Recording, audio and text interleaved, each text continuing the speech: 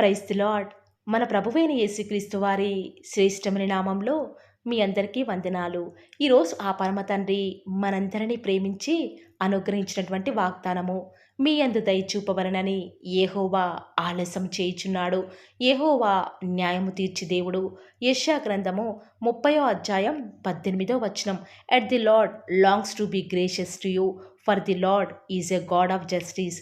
Isaiah chapter 30 verse 18. ఈరోజు ఆ పరమ తండ్రి మనందరినీ ప్రేమించి అనుగ్రహించిన కృపావార్త నమ్మిన ప్రతి ఒక్కరి జీవితాలలో ఆ పరమ తండ్రి నెరవేర్చి మిమ్మల్ని బహుగా ఆశీర్వదించునుగాక. ఆమేన్. ఈరోజు ఎవరైతే యెహోవాను ఆశ్రయిస్తున్నారో వారి ఎడల దయాళుడుగా, తన్ను వెతకు వారి ఎడల ఆయన దయ చూపేవాడిగా ఉంటాడు. బహుశా ఈనాడు ఈ వాక్యం వింటున్న వారిలో అనేక మంది మీ పిల్లల వివాహ విషయంలో ఆలస్యమైపోతుందని బాధపడుతున్నారా? మీ శత్రువుల పక్షంగా మీ దేవుడు న్యాయం తీర్చే విషయంలో జాగు చేస్తున్నాడని విసిగిపోతున్నారా? మీ ఉద్యోగ ప్రమోషన్ విషయంలో దేవుడు ఎందుకు ఇంకా ఆలస్యం చేస్తున్నాడని విసుగు చెందుతున్నారా?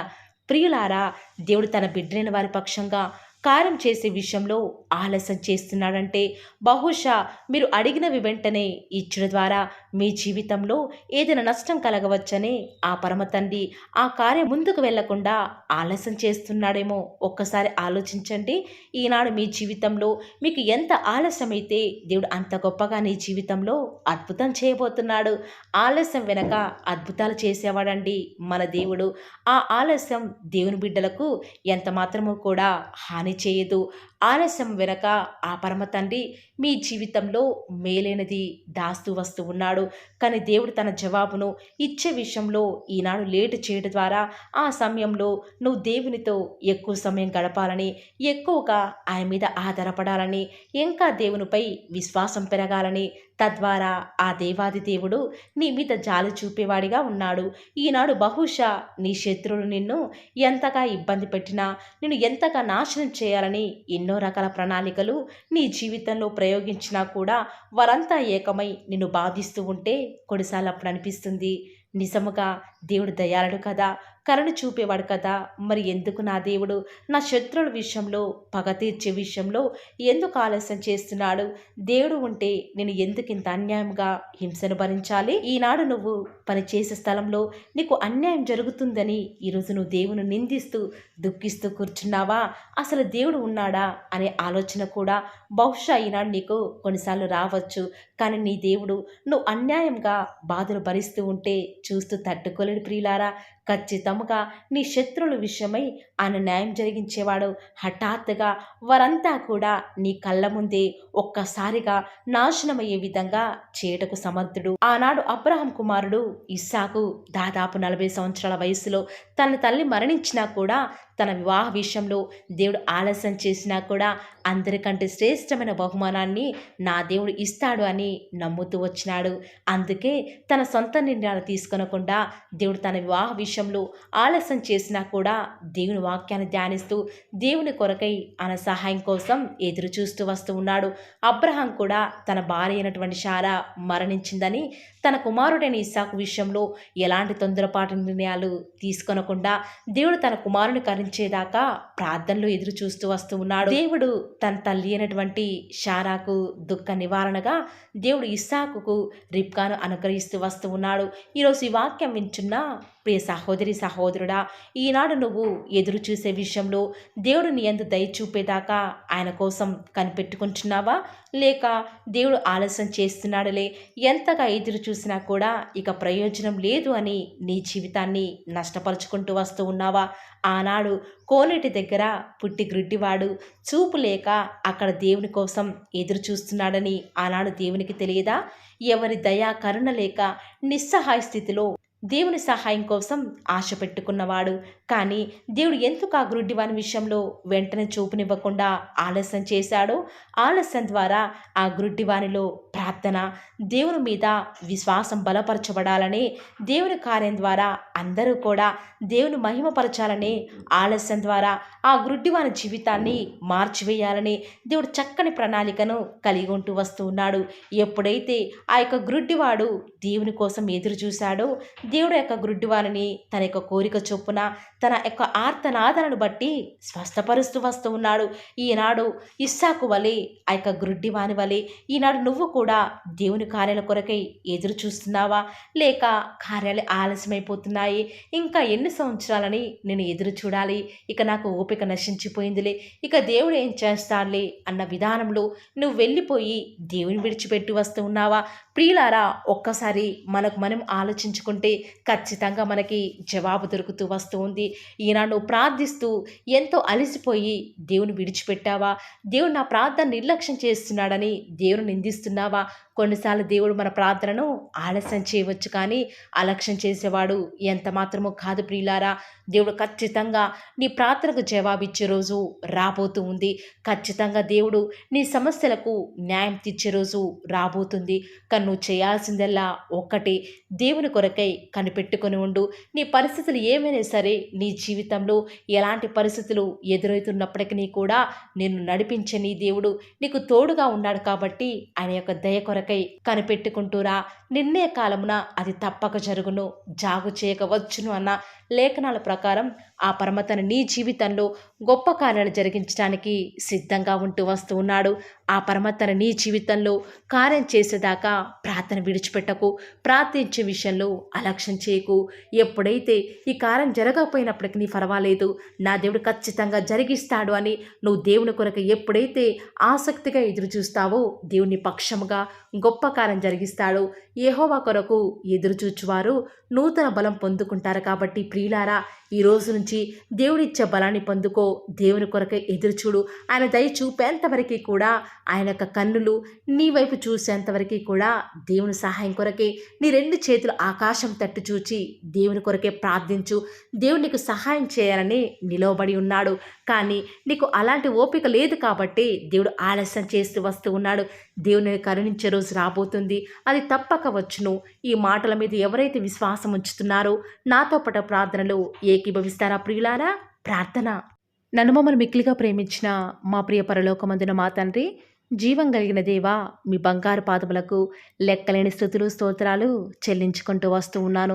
ఎంతైనా కూడా మీరు నమ్మదగిన దేవుడవుగా అద్భుతాలు ఆశ్చర్యకార్యాలను మిమ్మల్ని నమ్ముకున్న బిడ్డల పక్షముగా నేటి వరకు కూడా జరిగించిన ఆత్మదేవ, మీకే స్తుతులు స్తోత్రాలు చెల్లించుకుంటూ వస్తూ ఉన్నాను.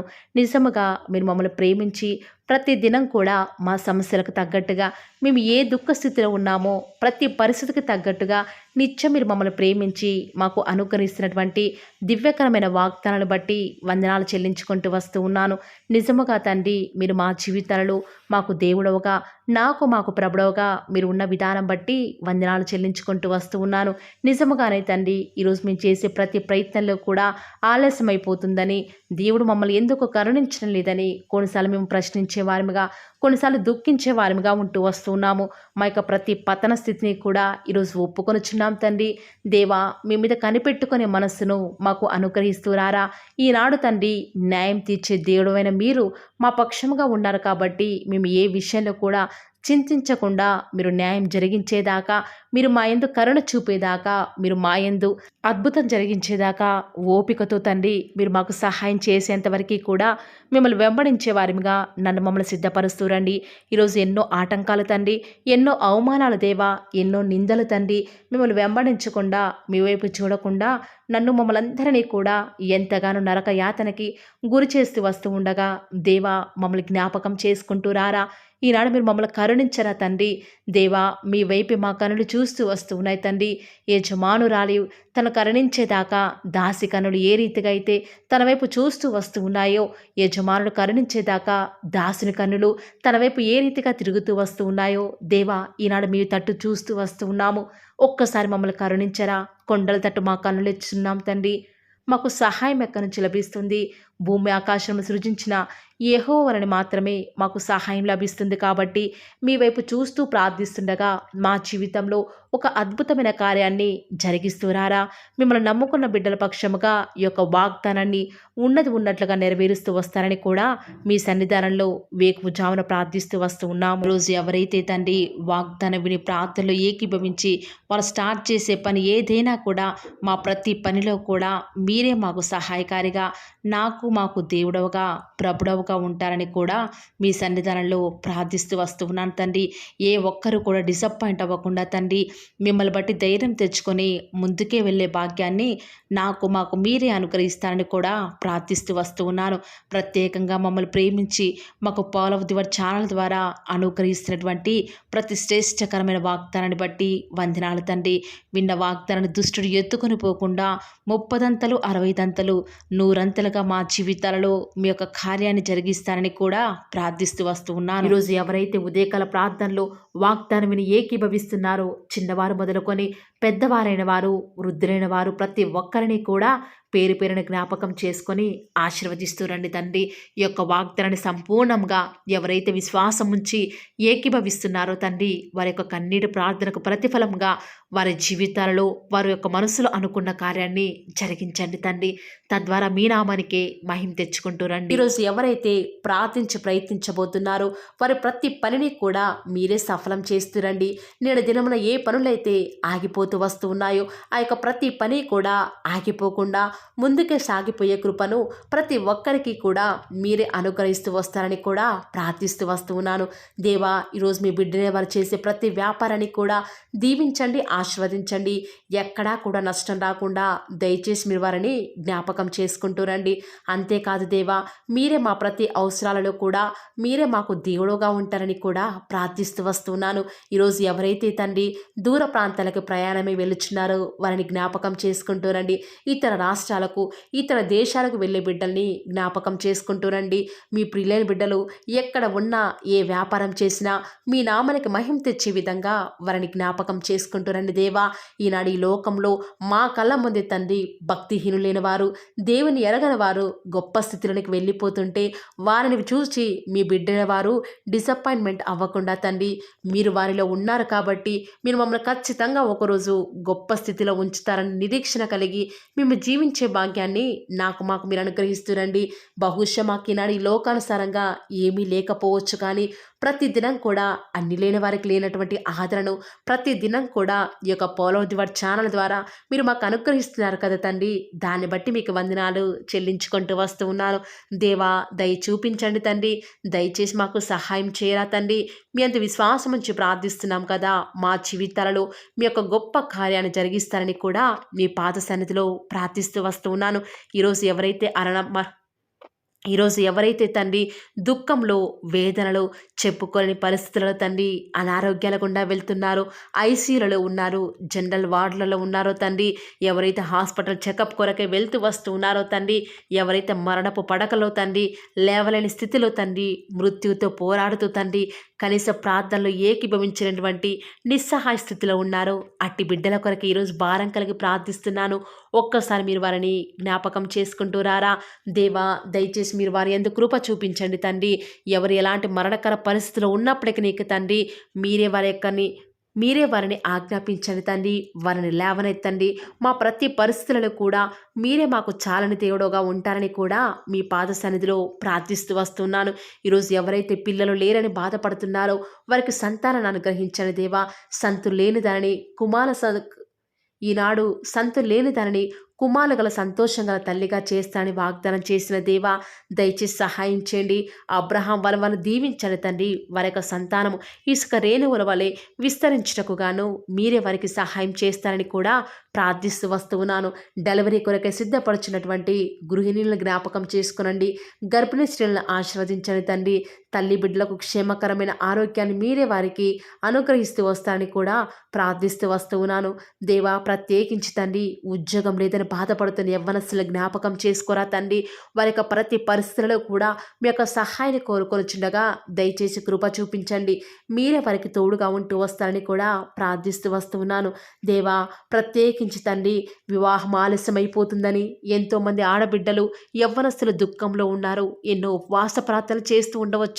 దేవా, దయచేసి వారు భారం కలిగి చేస్తున్న ప్రార్థనను అంగీకరించి తగిన సమయంలో తండ్రి వారి యొక్క వివాహం జరుగుట ద్వారా మీ నామానికి మీరే మహిమ తెచ్చుకుంటూ వస్తారని కూడా ప్రార్థిస్తూ వస్తూ ఉన్నాను.